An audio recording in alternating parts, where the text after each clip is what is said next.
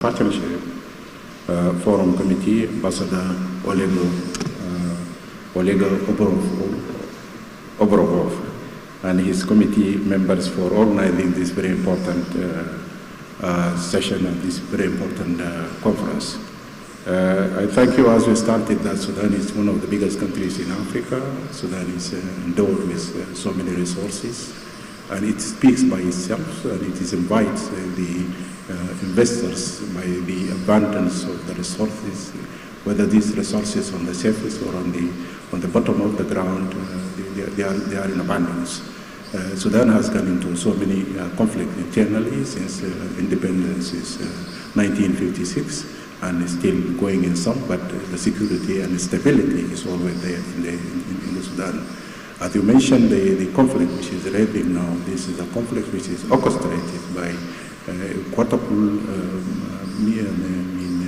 dimensions. Some of them are not necessarily in Africa itself, but in all over the world.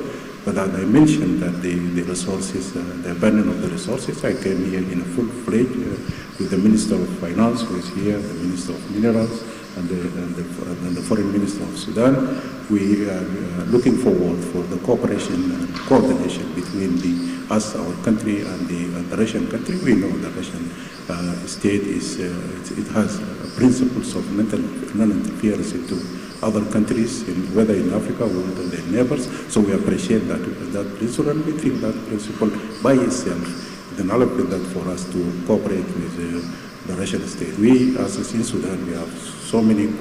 We have a history in cooperation with Russia since the 1950s. It's continued now. We have so many protocols which are signed together. We have so many agreements which are in cooperation, whether this is in education or in health or in strategic aspects. So we still believe the investors from Russia and Sudan can cooperate together. And as I said, I am coming in full-fledged. These gentlemen here, they are going to discuss the bilateral relations and the bilateral issues that they are going to be together.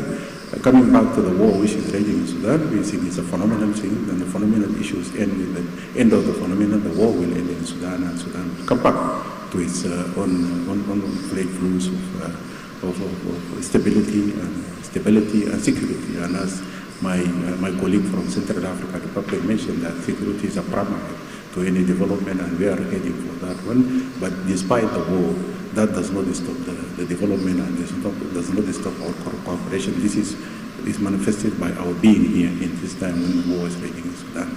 So we will come to peace, and we value the cooperation with Russia.